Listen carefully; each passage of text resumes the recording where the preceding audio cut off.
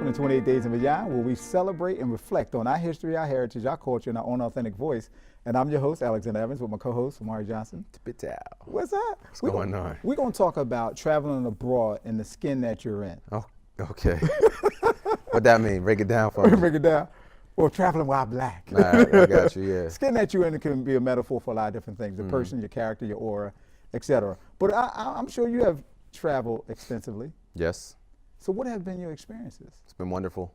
Okay. It's like, Yeah. I mean, you know, I in specific reference to being a black American elsewhere, is what you're saying. Yeah, or have you choose to define that? Got you. So I spent a significant, when I was a young man, I lived in Brazil. Okay.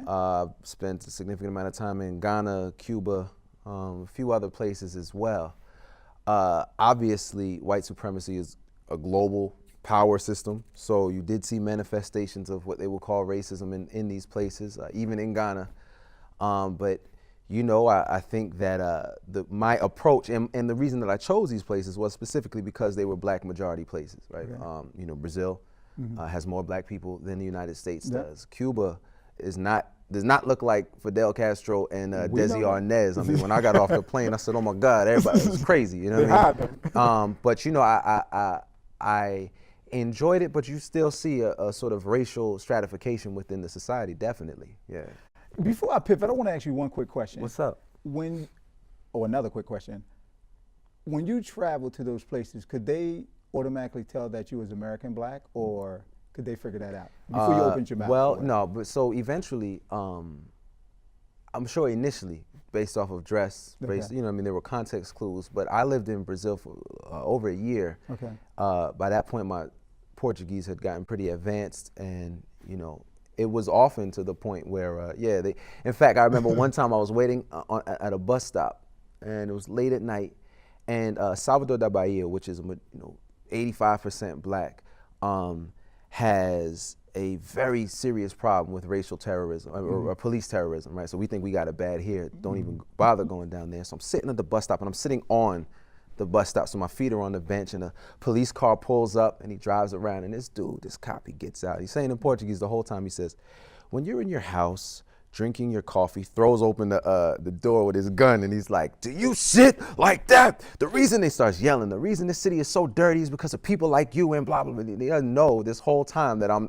not, you know, Brazilian. Yeah. He walks up about the distance we are, and then my friend, the sister who was studying abroad with me, she says, I think he wants you to sit down, right?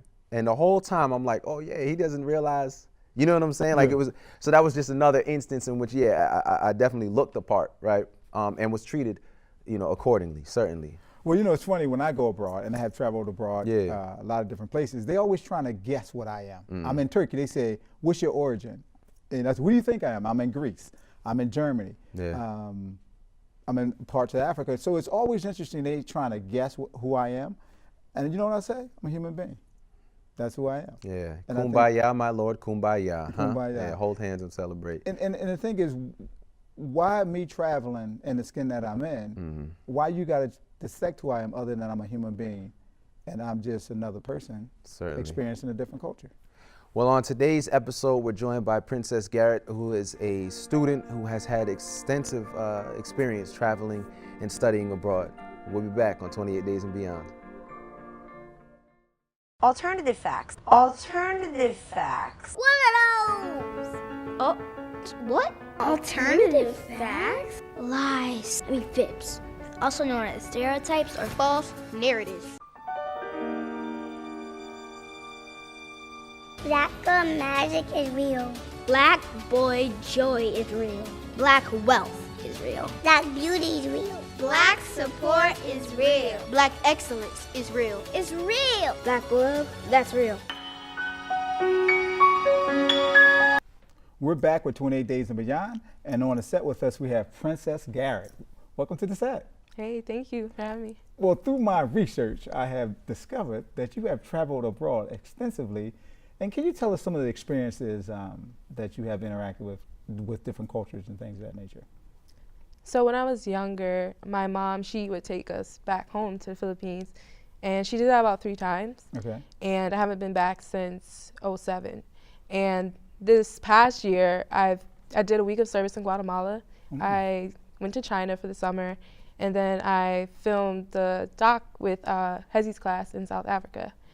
And China was probably one of the most interesting experiences because I've never felt so out of place in a country.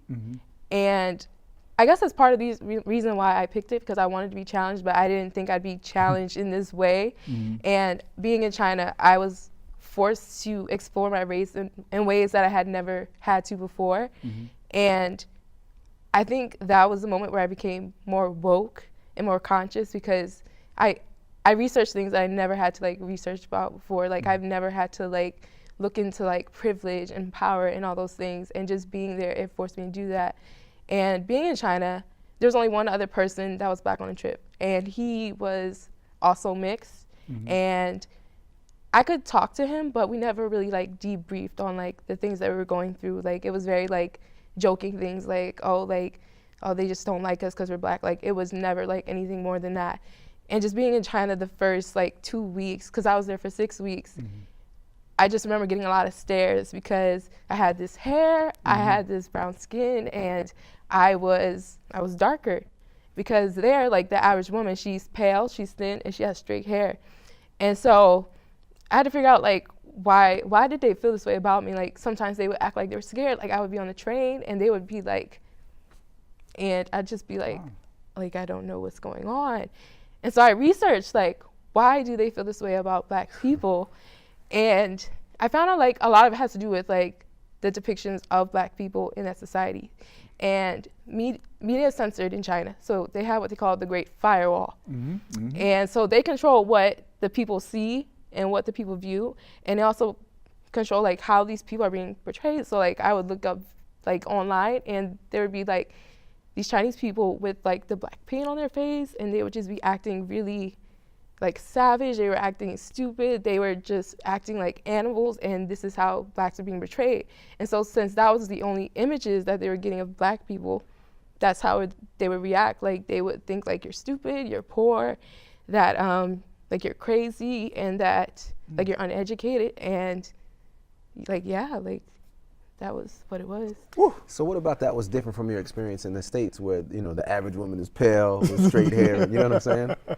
What was different is that I had other people that looked like me here. Got you. Yep. I was the only one that looked like that there, and I remember going into the stores because like I would need stuff, and I remember looking for a face mask, and this woman hands me something and it has bleach in it. And I remember like getting a deep conditioner and it has a straightening chemical in it. And I was like, why are they trying to make me look like a Chinese woman? Because I don't want to look that way. Like, I like the way I look. Like, why don't they have things catered to me? And I couldn't find anything. So it was just really hard to, like, try to live there for 6 weeks and try to be okay with the skin I'm in. But I couldn't really, like, take care of myself, like, physically, because I didn't have the things I needed. How do you straddle, and if you do, if I may say, do you feel like you got to speak up with the Filipino in you that happens? Because when people see people that's biracial, they always make them choose, especially when you mix with black. See, I like the bounce in the body of your hair, so I'm with that. But how do you work that out? Because people of mixed races is like a little here complicated. or like abroad? Here and abroad. When people see me, they don't really see that side, so they don't really know unless I tell them, or unless they like look at my eyes and like they can like tell. But for the most part, people think I'm just black, and I don't know how to explain it, but like I try to make it apparent that like I am mixed. Like don't disregard that side. Like I'm not just black. Like there's two sides to me. Like you have to acknowledge that. And like it bothers me when people say like you're not really black because you're like mixed, and I'm like it counts. Like I am black. Like I am half. She black. She yeah. black. But I don't know. Like it's just like educating people. Like this is what I am, and this is what it is. You know, I'm interested in this time you spent abroad, because was China the first time you had experienced those things? You said you've been to other places, Guatemala and the Philippines, and was China the first and only place you would experience that? It's the first place where I experienced that and felt like that, and I was alone. Like I was not with family or like friends. Like I was with classmates, but I didn't know any of them. They weren't my best friends. Like so, I actually had a best friend, but she went to a different school, and she just happened to be in China with me, and she's Chinese, born and raised, moved back to the United States, and she kind of helped me. Like she would translate. She would tell me if people were talking about me in their language, and she just really helped me navigate that. But it was the first time where I really had to like figure out like why was I feeling so uncomfortable. And like in other places, China's not really diverse, but these other places were, like Guatemala, like they're brown skin. South Africa, there's brown skin, there's black, there's dark skinned people. In the Philippines, there's Filipinos that kind of look like me. Like there's dark Filipinos, and people don't know that. So I've never been in places where like I was like the only one that was like, that looked like this. So it was just like very hard for me to like figure out how to navigate this country where like a lot of people don't welcome you and a lot of people don't accept you. Got you. Well, when we get back on 28 Days and Beyond, we'll be with Princess Garrett, and we're gonna dig a little bit deeper.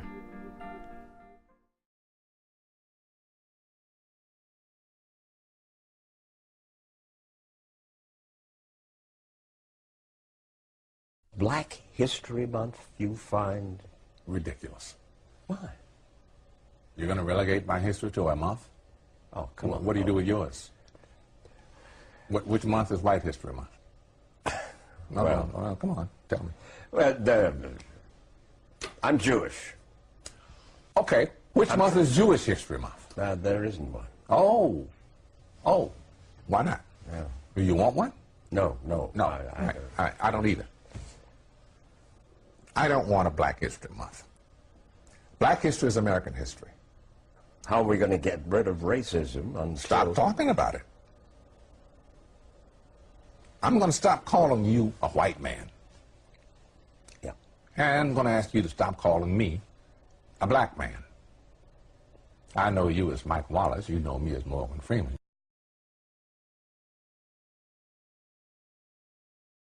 The whole thing, especially the president and Democrats now are talking about income inequality, and that's basically what, you know, when you talk about the richest 85 people on the planet, right? Yeah. It's income inequality. Do you think that's, looking at, you know, what's happening in the news now, is that a good idea? It's a great idea. It is the greatest idea.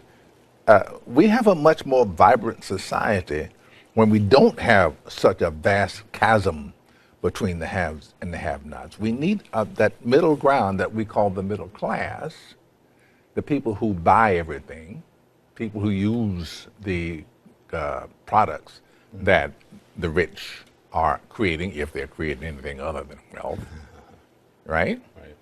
So it's what's happening with the Chinese economy right now. They're changing their whole outlook because they need consumers. Yeah. And without a middle class, you're not going to have consumers. You're not going to have it at the level that we normally would have it. So can I go back to, because I thought what you said was fascinating, because you called it bull when you said people can't, you know, pull themselves up. Do you think that race plays a part in wealth distribution, or either a mindset that you can't Today? or cannot? Yeah. No. You don't? No, I don't. Hey, you and I, we're proof. Why would race have anything to do with it? Put your mind to what you want to do and go for that. It's kind of like religion to me. It's a good excuse for not getting there. Yeah. You know, I said, and it's probably getting me in trouble, but I said to some of my colleagues recently, so I know that it's an issue, but it seems like every single day on television I'm talking about race, and it's because of the news cycle, it's in the news, but sometimes I get so tired of talking about it. I want to just go, this is over, can we move on? And if you talk about it, it exists. Right. Yeah. It's not like it exists and we refuse to talk about it, but making it a bigger issue than it needs to be is the problem we have. We're back with 28 Days and Beyond, and we're going to dig a little deeper with Princess Garrett. Princess, I understand that you have traveled abroad, and one of the places you went to was South Africa. What was your impression prior to going to South Africa, and what was your experience when you got there? I was very excited to go because it was the first time that I would be going to Africa, and that's not something everybody's done before, and that's something I think every person who's Black should experience at least once. And I was excited because I was going somewhere where people looked like me or looked somewhat like me. And I was just excited to like see how this place actually was versus how it was being portrayed in the media, because you only hear bad things about South Africa. I mean, just Africa in general. But South Africa, I've heard more positive things, like it's more developed, but I really wanted to see like how it actually was, like what there's probably bad sides to it, and I want to see that because I know like there's racism there and there's discrimination, and we were learning about apartheid, and I just really wanted to see like how that affect that country and how it's growing. And so we went there, and actually being there, I felt comfortable. Like the first night we were in Johannesburg, and I remember we were driving to Sparrow Village, and it felt like Philly for some odd reason. It felt like Philly. And I remember just going into the city with the crew, and I'm just like, it feels like Philly. Like I didn't feel uncomfortable. Like I wasn't getting stared at like my white peers were, and I was just chilling. And that's a Philly there. Yeah. And I remember for them it was very uncomfortable because they were the minority now, and they didn't know how to like always interact. They were kind of like standoffish. They were kind of like cautious because they didn't want to offend anyone, and they didn't want to come off as seeming ignorant. And for me, like they would come to me with questions like, you know, like how do I deal with my privilege? How do I make my privilege not a problem? Like how do I, because some people would say like I have privilege so I can't do anything. Like I don't know what to do. And it would be like, how do I become an ally and all that? And so I spent a lot of time like just teaching them these things that they had never been exposed to, because being in Villanova, you're like in this bubble where you're around people that look like you. You don't have much to worry about because you're very well off. And so for them, they didn't know how to like navigate that in a place where not many people were in the same situations they were. And just being there, like I realized like, wow, they're experiencing the same things that we are in America with like the Black Lives Matter movement. Like they know about that, they're well aware of that, and they're like fighting with us. And they experience like racism, and there's still like remains of apartheid, because that ended kind of like really recently. Like, and so seeing that, I realized like what we experience in Africa and what we experience in the United States is not that much different. And we're all fighting this same fight, and it just bothers me because like, wow, we really have a lot of work to do, because the fact that it's just not in America where it's messed up, but like there it's messed up too. And it's just like, it made me want to like fight for this Black Lives Matter movement even more, because just seeing like people that look like you in different places of the world just going through the same thing, it's just like, you're tired of hurting, you're tired of like fighting, you're tired of like just going through this struggle. Wow. Man, so what were some other aspects about, you know, your time in South Africa? I mean, besides, you know, being with your classmates and so on and so forth, like how did the country strike you? I think Cape Town's what struck me the most, because there was a clear divide. Like one side of the mountain, it's very white, it's very rich, and then you go to Kailicha, it's very poor and it's very black. And you don't see white people in the black communities, and you don't really see many blacks in the white communities. So it was very divided, and I didn't understand why. Like, you're developing the city, but you still have this divide. And they're literally building up Cape Town, where the coast is, where the beaches are. They're literally building that up. And these people in Kailicha are still living in shacks. And they're still like fighting for like basic things, like a good education, like proper like living standards and things. Like, they have it good on the other side of the mountain, and you're just like, you're supposed to be like progressing, but yet like you're still literally in apartheid because you literally are apart. And it's just, I didn't understand, like, how could you say something ended if they're still in a situation, they're still like saying like it's not equal. We're not seeing any like improvements. Like, the government is really corrupt, and the government's not really fighting for its people like it should be. And it's just frustrating because these people, like, they're so smart. These black people are just so smart. They have so much to offer, yet that's not being nurtured, that's not being looked at, that's being like pushed to the side. And yet the whites are just getting everything, and they're still they're claiming this country they're claiming this place that's not even their own. And it just bothers me because, like, you came here, you took things from them, you made them learn a language, you made them learn Afrikaans, and they don't even care about that. Like, they don't want to learn that. And you're, like, I just was bothered, like, I just don't like colonization. The fact that the Dutch came. Yeah, like, the fact that they're, like, sitting there and they're just, like, taking over this place that's not their home. And, like, these people can't even call it their home because it's not theirs. Mm-hmm. So you sound like an activist. Have I tagged you in somewhat? I've been told I have strong opinions. Activist, strong opinions. So, you know, with that being said, and then the student became the teacher because your white counterparts came to you and asked you certain questions on recognizing their white privilege and things of that nature. Did you get into discussions how it impacted them when they saw that disparity, even though it's a country run by whites that took over and took control, but it was a black country before they got there? Did they talk about that disparity as you did as well? I think we touched on it in reflections that we had after every day. Okay. But I think when we came back to Villanova, like, we had, like, that debriefing, because in 2 weeks you're going through a lot and you're just going through the motions a day and you don't really have time to, like, sit back and reflect. And so we got back here and we talked about it, and a lot of them came to realization, like, it took them experiencing it and seeing it for them to believe, like, this is happening, and it's not just happening here, but it's happening over there. And you guys need to realize that there are real problems in the world, and you live in this bubble, and now you've been exposed to these things, and now they felt so much more passionate about it because they connected with the people there. And so they wanted to fight for these people because, like, that's your friend now. Like, you can't just, like, experience and see how they live and not do anything about it.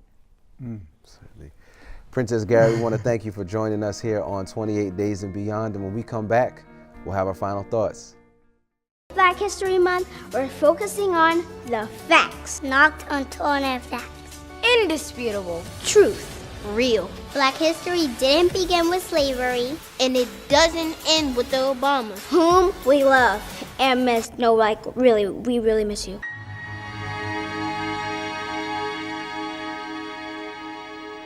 We're back with 28 Days and Beyond, and we're going to give our final thoughts. Yeah. Amari, traveling abroad. Yep. And the skin that you're in. What are some of the things that came out in that discussion? She's talking about quite a few things. I think, you know, what was consistent in her experiences within China and South Africa was, of course, you know, exclusion, right? Oppression, marginalization. These, you know, that's something that was happening in both of the places that she spent some time. What about for you? Yeah, you know, it's interesting that as much as we travel abroad, some things remain the same, and the systemic always have to be reminded of who I am and where I fit and where I should be placed. And my value is not based on who I am as a human being, but based on my race. It's really sickening and tired. But the one thing I do like is from that experience, her experiences, people coming back and reflecting and trying to transform the way that they think so they can bring resolution to these difficult challenges with our human dynamics of how we interact with one another. Yeah, but that's interesting because it seems like the underlying concept in that was it took me to being a minority, a quote unquote numerical minority, in order to understand the very things that are at play in the place in which I'm the majority, right? In other words, I felt bad, so now I know how you must feel because I felt bad, so it still centralizes their experiences, you know what I'm saying? But I want to make this a story of victory though. Let's not focus on, you know, obviously, right, there are some challenges and struggles that black people face all over the world, you know what I'm saying? But nonetheless, you know, it's like the artist Sizzler says, it's amazing how we never die, right? I mean, all of the sort of things that people have thrown upon us and subjected us to over the course of centuries, yet we still are the originators of culture. We still are the originators of, you know, the philosophies that govern ultimately how the world operates. You know what I'm saying? Now, we haven't necessarily figured out how to, you know, always take full advantage of that so that we can transform our material situations, but we're still here and we're still working. I think that's one of the great things about traveling abroad is that you see, yeah, sure, there is, like I said, there's poverty, there's exclusion, there's manipulation, there's marginalization, but at the same time, you also see people are still flipping that situation into something that works on their behalf and in their best interests. I would say one of the things you remedy to this, know thyself. Certainly. Certainly. I mean, we know who we are, we know where we come from, and understand that we don't need them to validate us. You know what I'm saying? The tragedy of slavery and the tragedy of colonialism was not that we were enslaved or that we were colonized, but there were actually people who did that to other people, right? That says more about them than it does about us, always and forever. This has been another episode of 28 Days and Beyond, where we reflect and celebrate our history, our heritage, and our culture in our own authentic voice. Until next time, peace.